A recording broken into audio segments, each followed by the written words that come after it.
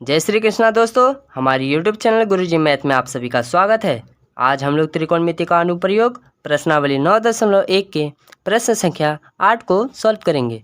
तो वीडियो शुरू करते हैं। प्रश्न संख्या 8 है, एक पेडेस्टल के शिखर पर 1.6 मीटर ऊंची मूर्ति लगी है। भूमि के एक बिंदु से मूर्ति के शिखर का उन्नयन कोण 60 डिग्री है और उसी बिंदु से पेडेस्टल के शिखर का उन्नयन कोण 45 डिग्री है। पेडेस्टल की ऊंचाई ज्ञात कीजिए। इस क्वेश्चन में सबसे पहले दिया गया है कि एक पेडेस्टल है जिसके पर 1.6 मीटर की ऊंची एक मूर्ति लगी है। पेडेस्टल का मतलब होता है जिस पर कोई मूर्ति रखी जाती है। तो इस क्वेश्चन को हम एक चित्र द्वारा समझते हैं। सबसे पहले इसमें लिखा गया है कि एक पेडेस्टल पर 1.6 मीटर ऊंची मूर्ति लगी है। यहाँ पर समझ लीजिए कि ये एक पेडेस्टल है जिसके ऊपर 1.6 मीटर एक ऊंची मूर्ति रखी है और इसमें दिया है कि भूमि के एक बिंदु से मूर्ति के शिखर का उन्नयन कोण 60 डिग्री है। यानी मूर्ति का शिखर ये मूर्ति के शिखर का उन्नयन कोण 60 डिग्री है और उसी बिंदु से पेडेस्टल के शिखर का उन्नयन कोण 45 डिग्री है। और यहाँ पे पेडेस्टल का जो शिखर है उसी बिंदु से यह 45 डिग्री का उन्नयन कोण बनाता है। तो हमें यहाँ पे पेडेस्टल की ऊंचाई यानी इस ऊंचाई को हमें ज्ञात करना है।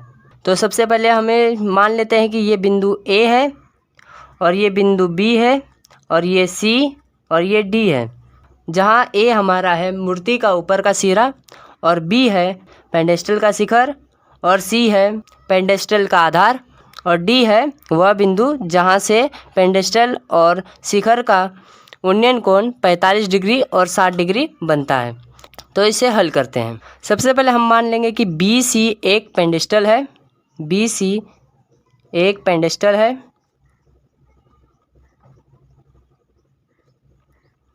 जिसके ऊपर 1.6 मीटर की ऊंची मूर्ति रखी है।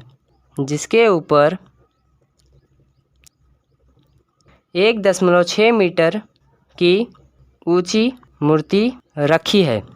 यहाँ पे हमने सबसे पहले मान लिया कि BC एक पेडेस्टल है जिसके ऊपर 1.6 मीटर का एक ऊंचा मूर्ति रखा हुआ है। और इस क्वेश्चन में क्या दिया गया है कि भूमि के किसी बिंदु से मूर्ति के शिखर का उन्नयन कोण 60 डिग्री है और उसी बिंदु से पेडेस्टल के शिखर का उन्नयन कोण 45 डिग्री है। तो इसे भी लिख लेते हैं। तो लिखेंगे भूमि के किसी बिंदु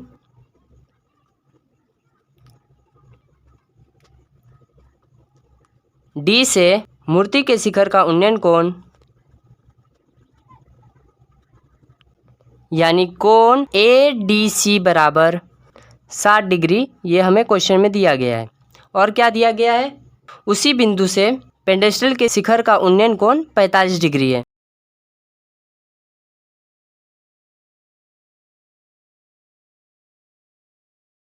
कोण BDC बराबर 45 डिग्री, ये हमें क्वेश्चन में दिया गया है। और इस क्वेश्चन में हमें पेडेस्टल की ऊंचाई ज्ञात करनी है। तो यहाँ पे हम मान लेते हैं कि पेडेस्टल की ऊंचाई है x मीटर। लिख लेते हैं, माना पेडेस्टल की ऊंचाई x मीटर है। तो इस क्वेश्चन में हमें यहाँ पे पेडेस्टल की ऊंचाई ज्ञात करनी है। तो इस ऊंचाई को ज्ञात करने के लिए पेडेस्टल की ऊंचाई क्या हो जाएगा, BC ज्ञात करनी है। तो BC निकालने के लिए सबसे पहले हम क्या करेंगे, मूर्ति की ऊंचाई और पेडेस्टल की ऊंचाई यानी AC में से मूर्ति की ऊंचाई AB को घटा देंगे तो हमें BC प्राप्त हो जाएगा। BC निकालने के लिए सबसे पहले हमें क्या निकालना होगा, AC। तो AC निकालने के लिए सबसे पहले हम क्या करेंगे, त्रिभुज ACD में लिखेंगे। तो लिखेंगे त्रिभुज ACD में हमें क्या दिया गया है कि कोण ADC बराबर 60 डिग्री, जो कि किसी भूमि के एक बिंदु से मूर्ति के शिखर का उन्नयन कोण 60 डिग्री दिया गया। और यहाँ पे हमें AC निकालना है तो हम क्या करेंगे, tan थीटा का यूज़ करेंगे। तो लिखेंगे tan थीटा बराबर होता है लंब बटा आधार, जहाँ हमारा लंब क्या हो जाएगा AC और आधार हो जाएगा हम लोग का DC। और यहाँ पे थीटा का वैल्यू कितना रखेंगे 60 डिग्री, तो हो जाएगा tan 60 डिग्री बराबर AC बटे DC। और हमें पता है कि tan 60 डिग्री का वैल्यू कितना होता है √3 बराबर हो जाएगा AC बटे DC। हमें यहाँ पे AC का वैल्यू निकालना है, तो लिखेंगे AC बराबर हो जाएगा यहाँ पे √3 DC। इसे समीकरण 1 मान लेते हैं। यहाँ पर AC बराबर आया √3 इंटू DC।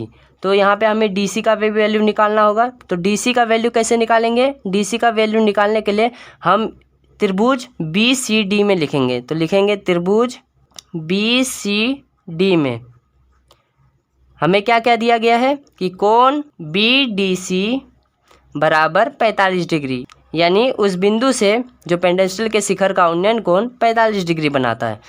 तो हमें यहाँ पे DC निकालना है, तो हम क्या करेंगे tan थीटा का यूज़ करेंगे। तो लिखेंगे tan थीटा बराबर होता है लंब बटा आधार।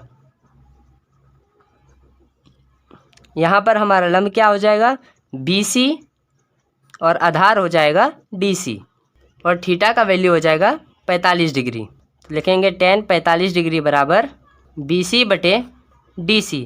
और यहाँ पे हमने क्या किया था कि पेंडेस्टल की ऊंचाई यानी BC को x मीटर मान लिया था, तो लिख देंगे BC बराबर x। तो और tan 45 डिग्री का वैल्यू होता है 1 बराबर हो जाएगा BC का वैल्यू x हो जाएगा और बटे में क्या हो जाएगा DC।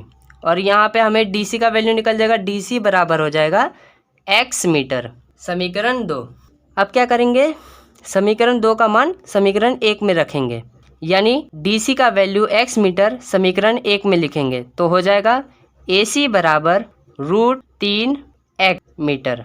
यहाँ पे हमें AC का वैल्यू आ गया है जो कि है √3 x मीटर। अब क्या करेंगे यहाँ पर BC बराबर AC माइनस AB करेंगे। तो यहाँ पे AC का वैल्यू रख देंगे, तो हो जाएगा BC बराबर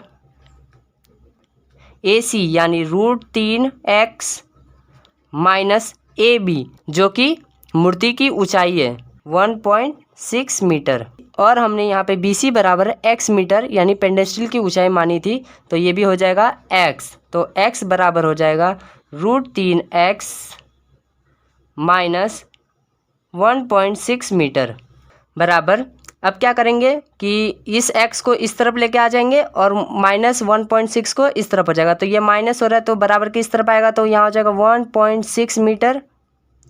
और इसको इस तरफ लेके जाएंगे तो हो जाएगा √3x माइनस x। अब यहाँ पे x और x कॉमन ले लेंगे तो हो जाएगा 1.6 मीटर बराबर x कॉमन निकालने के बाद हो जाएगा √3 माइनस 1। और हमें यहाँ पर x का वैल्यू यानी पेंडेस्टल की ऊंचाई ज्ञात करनी है, तो हो जाएगा अब क्या करेंगे √3 माइनस 1 को इस तरफ लेके आ जाएंगे। तो हो जाएगा x बराबर 1.6 मीटर बटे √3 माइनस 1। अब क्या करेंगे यहाँ पे हर का परिमेयकरण कर देंगे, तो हो जाएगा ऊपर √3 प्लस 1 और नीचे हो जाएगा √3 प्लस 1। यहाँ पे हमने हर का परिमेयकरण कर लिया है।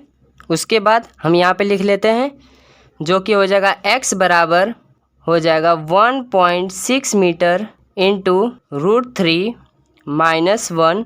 और नीचे क्या हो जाएगा, यहाँ पे हमें एक फॉर्मूला पता है कि a माइनस बी और a प्लस बी क्या होता है a square minus b square. तो हो जाएगा यहाँ पे a का स्क्वायर यानी √3 का स्क्वायर हो जाएगा 3 और माइनस 1 का स्क्वायर हो जाएगा तो 1 और 3 माइनस 1 होता है 2।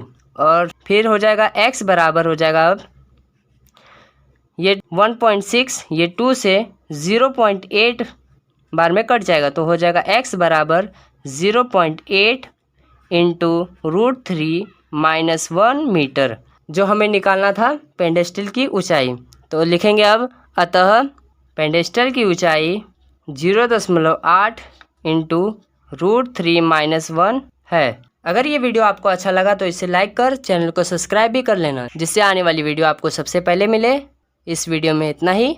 जय श्री कृष्ण।